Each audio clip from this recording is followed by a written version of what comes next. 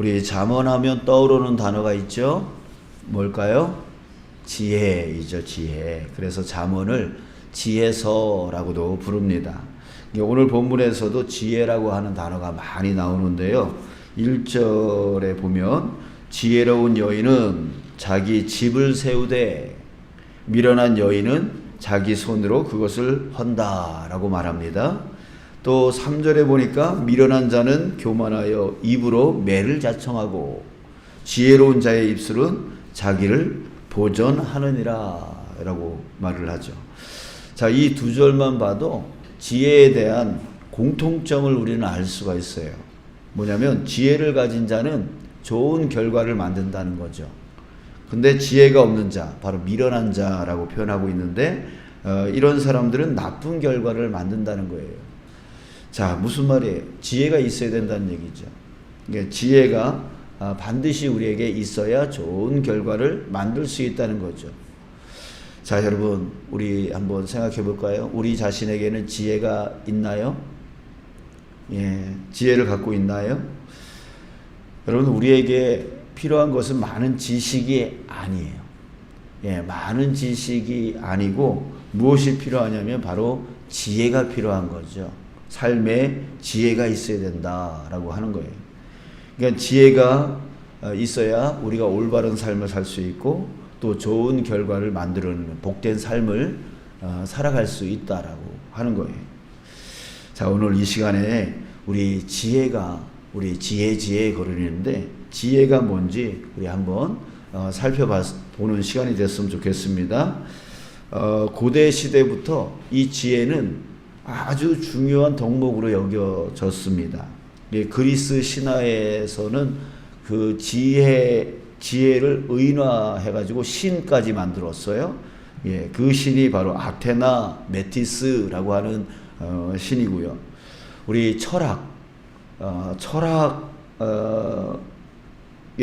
이 영어로 철학을 필라소피라고 하는데요. 이것은 이제 그리스어 필로소피아라고 하는 말에서 나왔어요. 근데 이 필로소피아라고 하는 이 말이 무슨 뜻이냐면 지혜를 사랑한다라고 하는 말이에요. 그러니까 철학이 뭐냐? 지혜를 사랑하는 거다. 이렇게 의미하는 거죠. 또 우리 기독교, 중세의 기독교에서도 이게 지혜는 매우 중요한 덕목으로 여겨졌는데 중세 신학자 토마스 아퀴나스가 이런 말을 했습니다. 모든 덕목의 아버지는 지혜다. 이렇게 말을 했어요. 그러니까 지혜가 아주 중요하다라고 말하고 있습니다. 자, 사전을 한번 찾아봤습니다. 지혜가 어떤 의미를 갖고 있는지 찾아봤더니 이렇게 말합니다. 지혜란 사람, 사물, 사건이나 상황을 깊게 이해하고, 그러니까 사람들을 이해하고 또 사물들을, 또 사건, 상황, 이 모든 것을 깊게 이해하고 깨달아서 자신의 행동과 인식, 판단을 이에 맞출 수 있는 것, 이걸 지혜라고 이렇게 사전에서 설명을 하고 있습니다. 자, 쉽게 말하면 뭐냐면 상황을 깊게 넓게 잘 파악하는 걸 얘기하는 거예요. 그러니까 내 상황만 생각하는 게 아니라 주변에 있는 모든 상황들, 그런 것들을 깊고 넓게 잘 파악해서 사리 분별을 잘하는 것, 이게 바로 지혜라고 하는 거예요. 그런 사람들이 있습니다. 자기 입장만 생각하는 사람이 있어요. 이런 사람들은 남의 입장은 전혀 생각하지 않아요. 그냥 자기 입장만 생각해요. 이런 사람들은 사리 분별을 할 수가 없습니다. 이게 지혜롭지 못하다라고 하는 거예요. 그저 자기 생각만 옳다라고 주장하고 고집만 피우는 거예요. 이런 사람들은 지혜로운 사람이 아니라는 얘기죠. 사전에 의하면. 또 사전에 이렇게도 말합니다. 때로는 자신의 감정적인 반응을 감정적인 부분을 통제하여 이성과 지식이 행동을 결정할 수 있게 하는 것, 이게 바로 지혜다, 이렇게 표현하고 있습니다. 이것도 쉽게 말하면 무슨 뜻이냐면 감정에 치우치지 않는 걸 얘기하는 거예요. 감정에 치우치지 않는 것. 그리고 객관적인 이성과 지식으로 행동을 결정하는 것. 이게 바로 지혜라고 한다는 거예요. 또 그런 사람들이 있어요. 감정에 치우쳐서 화부터 먼저 내는 사람이 있어요. 예, 화부터 먼저 내서, 예, 이렇게 화가 먼저 나오면은, 이 이성과 지식의 문이 닫혀져 버려요. 전혀 이성적으로 생각하지 못하죠. 전혀 자기가 지금까지 알고 왔던 그 지식을 발휘하지를 못해요. 이 감정에 너무 치우치다 보니까 오늘 본문 말씀에 17절 보니까 이렇게 말합니다. 노하기를 속히 하는 자는 어리석은 일을 행하고 라고 되어 있습니다. 이게 노하기를, 감정을 먼저 속히 내놓는 사람들은 어리석은 일을 행한다라고, 지혜롭지 못하다라고 말하고 있는 것과 일맥상통하고 있는 것 같습니다. 예, 그래요. 이게 지혜로운 사람은 어떤 사람인가? 그러니까 넓게 생각하고, 내 입장만 생각하는 게 아니라 다른 사람의 입장, 또한 상황, 환경, 또 이 모든 것들을 넓게, 깊게 잘 파악하고 깨달아서 그거에 따른 행동을 하거나 말을 하는 그런 사람, 자신의 감정에 치우치지 아니하고 객관적인 이성과 지식을 잘 활용하는 사람, 이런 사람들이 바로 지혜로운 판단을 할 수 있는 거예요. 자, 그래서 지혜와 비슷한 말로 뭐라고 하냐면 통찰, 안목, 이것들이 이제 비슷한 말이에요. 저 사람 통찰력 있네, 저 사람 안목 있네, 이럴 때 지혜롭다라고 하는 그런 뜻이 된다라는 얘기죠. 자, 그런데 사전에서 말하는 이 말이 맞습니다. 뭐 상황을 깊게 넓게 파악해서 사리분별 잘하는 거, 감정에 치우치지 아니하고 객관적인 이성과 지식으로 행동하고 결정하는 거. 자, 이런 게 이제 지혜는 맞는데, 자, 그런데 여러분, 사리분별을 어떻게 할 겁니까? 사리분별. 또 객관적 이성과 지식은 누가 정하는 거예요?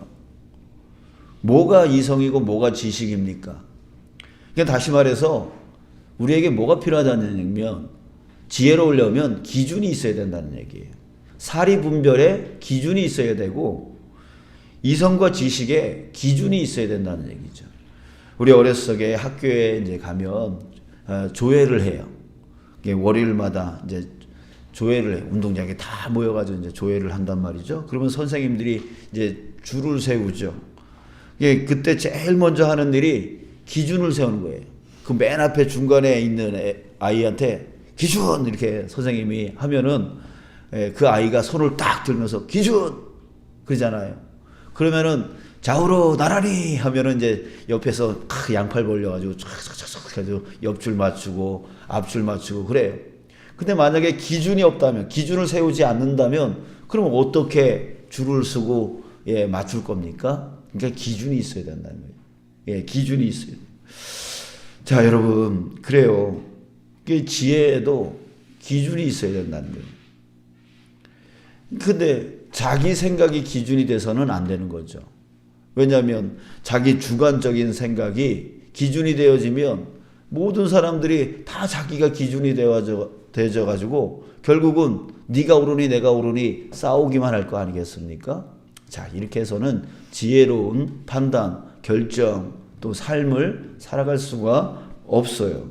오히려 싸움만 일어날 수밖에 없습니다. 그래서 우리 자신이 기준이 돼서는 안 돼요. 우리 자신이 기준이 돼서는 안 돼요. 그래서 솔로몬이 우리에게 지혜를 가르쳐주고 있습니다. 뭐라고 하냐면 바로 우리 잠언 말씀의 가장 중심 구절이 바로 잠언 9장 10절인데요. 이렇게 말하고 있어요. 여호와를 경외하는 것이 지혜의 근본이요. 거룩한 자를, 바로 하나님이죠. 거룩한 자를 아는 것이 명철이니라. 자, 알고 있었던 말씀이죠. 바로 그거예요. 지혜가 뭐냐? 지혜의 기준이 뭐냐? 바로 여호와를 경외하는 것이다. 명철이 뭐냐? 바로 하나님을 아는 것이다. 이렇게 말해주고 있어요. 그러니까 하나님을 두려워하는 것, 그게 바로 지혜의 기준이라는 거예요. 지혜로운 자는 어떤 자냐면 하나님을 여호와를 경외하는 자라는 거예요. 여호와를 경외하면 지혜롭게 살 수 있다는 얘기예요. 여러분, 아담과 하와는 참 지혜롭지 못한 행동을 했어요. 뭡니까? 한 번의 잘못으로 에덴 동산에서 쫓겨났어요. 아주 지혜롭지 못한 행동을 한 거죠. 온 세상에 고통을 가지고 왔어요. 그 지혜롭지 못한 그 한 번의 행동 때문에. 그 지혜롭지 못한 행동이 뭐예요? 바로 하나님을 두려워하지 않았다는 거예요. 하나님을 두려워하지 않으니까 하나님의 말씀을 어겨버렸어요. 하나님이 명령했어요. 반드시 죽으리라. 너희들이 이렇게 하면 반드시 죽으리라 라고 말씀하셨는데 그걸 무시해버렸어요. 그걸 따르지 않았어요. 불순종해버렸어요. 결국 그 한 번의 그 실수로 인해서 에덴 동산에서 쫓겨나고 그 후손들, 그 후손 세대들이 다 그 죄 가운데, 고통 가운데 살아가게 했다는 거죠. 바로 하나님을 경외하지 못함으로 인하여 지혜롭지 못한 행동을 하게 되어진 거죠. 바로 그렇습니다. 하나님을 경외할 때, 하나님을 두려워할 때에 지혜로운 삶을 살 수 있다라는 얘기예요. 자, 오늘 1절 말씀을 우리 다시 한번 볼게요. 지혜로운 여인은 자기 집을 세우되 미련한 여인은 자기 손으로 그것을 허느니라. 자, 지혜로운 여인은 어떤 여인을 얘기해요? 하나님을 경외하는 여인을 얘기하는 거죠. 자, 그렇기 때문에 하나님을 경외하는 이 지혜로운 여인은 자기 감정대로 살지 않습니다. 자기가 화난다고 자식이 말 안 듣는다고 야 이놈의 하면서 그 감정을 먼저 쏟아내지 않아요. 왜? 하나님을 경외하기 때문에. 그래서 하나님의 뜻대로 자녀를 훈육합니다. 이성과 지식으로, 성경의 말씀대로, 하나님의 말씀대로 자녀를 훈육하고 양육을 해 나가죠. 남편을 섬길 때에 정말 자기의 감정대로 저 말 안 듣는 저 남편 막 이러면서 하는 게 아니라 정말 하나님의 그 말씀, 하나님의 그 뜻을 갖고 남편을 섬겨 나가죠. 남편을 이끌어 나가죠. 자, 그렇게 되어지면 어떻게 돼요? 가족들이 상하지 않게 되어지는 거예요. 가족들이 세워지기 시작하는 거예요. 건강해지기 시작하는 거예요. 그러면 가족을 세우는 거죠. 집을 세우는 거죠. 그러나 미련한 여인은 어떻게 해요? 하나님이고 뭐가 없어. 자기 감정에 화나는 대로 그냥 감정대로 말을 하고 쏟아놓습니다. 자식한테 이놈의 새끼들 하면서 화를 냅니다. 남편 아유 저 하면서 그렇게 합니다. 그러니까 어떻게 돼요? 가족들이 상처를 입습니다. 상함을 받습니다. 그러니까 결국 어떻게 된다는 얘기예요? 집을 허물어 버린다는 얘기죠. 가족들을 허물어 버린다는 얘기예요. 자, 이것은 여인들만의 얘기가 아니죠. 우리 모든 사람의 얘기입니다. 우리 남자들에게도 마찬가지예요. 하나님을 경외하는 자가 바로 지혜로운 자이고 그런 자가 집을 세우고 교회를 세우고 나라를 세워 나갈 수 있게 되어지는 것입니다. 자, 16절을 또 보겠습니다. 지혜로운 자는 두려워하여 악을 떠나나 어리석은 자는 방자하여 스스로 믿느니라. 자, 지혜로운 자는 어떤 자래요? 두려워하여 악을 떠난다. 이렇게. 누굴 두려워하는 거예요? 바로 하나님을 두려워하는 거죠. 하나님을 두려워하기 때문에 이 악을 떠나게 되어지는 거예요. 죄를 짓지 않게 되어지는 거예요. 만약에 아담과 하와가 정말 하나님을 두려워했다면 그 악을 저지르지 않았을 거란 말이에요. 우리도 역시 마찬가지입니다. 하나님을 정말 두려워한다면 어떻게 사람을 미워할 수 있고 어떻게 사람에게 악을 행할 수 있고 어떻게 내 말과 행동을 막 할 수 있겠어요? 정말 하나님을 두려워한다면. 그러니까 결국 내 감정대로 살려고 하고 내 생각대로 살려고 하고 내 입장대로만 살려고 하는 자는 뭐예요? 하나님을 두려워하지 않고 있다는 거죠. 하나님을 경외하지 않고 있다라고 하는 것입니다. 자, 사랑하는 여러분, 하나님은 어떤 분이십니까? 감찰하시는 하나님이라고 말하고 있어요. 다윗이 아들 솔로몬에게 마지막 유언으로 이렇게 말했습니다. 역대상 28장 9절 말씀인데요. 내 아들아, 내 아들 솔로몬아, 너는 네 아버지의 하나님을 알고 온전한 마음과 기쁜 뜻으로 섬길지어다. 여호와께서는 모든 마음을 감찰하신대요. 그래서 모든 의도를 아시나니 네가 만일 그를 찾으면 만날 것이요, 만일 네가 그를 버리면 그가 너를 영원히 버리시리라. 다윗은 그 아들 솔로몬에게 아주 무서운 말을 했습니다. 네가 만일 그를 찾으면 만날 것이요, 만일 네가 그를 버리면 그가 너를 영원히 버리리라. 두려움의 말은 하나님을 두려워하라고 말을 해주고 있는 거예요. 정말 그것이 바로 솔로몬의 지혜가 되어졌던 것이죠. 그래서 솔로몬의 그 초기 인생은 정말 하나님을 두려워하는 인생이었어요. 그래서 하나님께 뭘 구합니까? 자신의 부를 구하지도 아니하고 권력을 구하지도 아니하고 부강한 나라를 구하지도 아니하고 뭘 구했어요?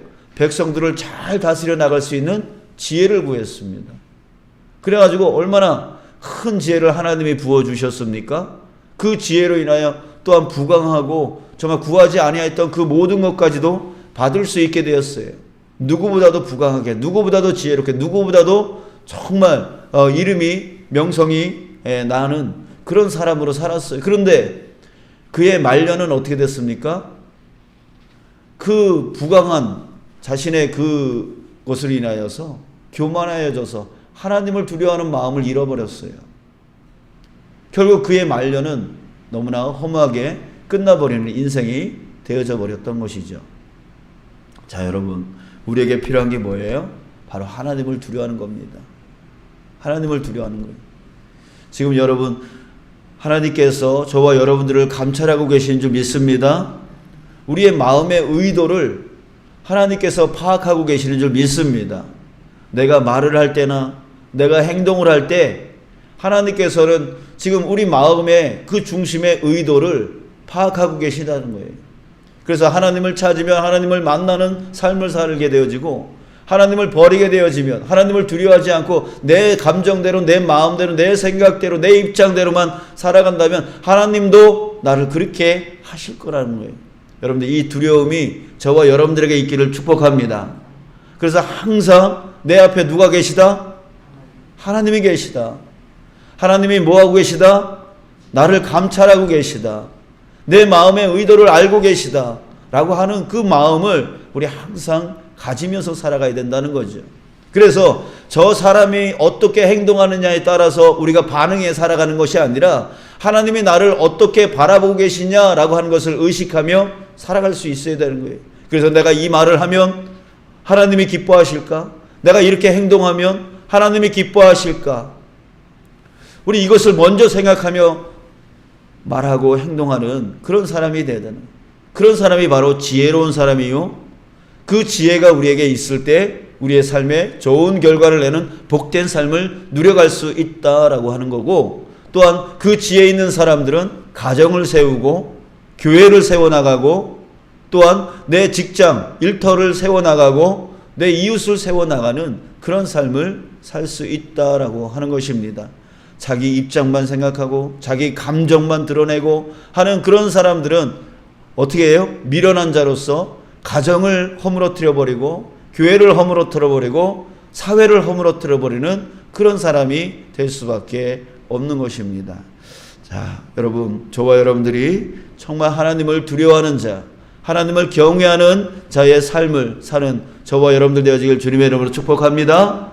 그래서 지혜로운 삶을 통하여 내가 가는 곳곳마다 세울 수 있는 그런 자가 되어지기를 주님의 이름으로 축복합니다.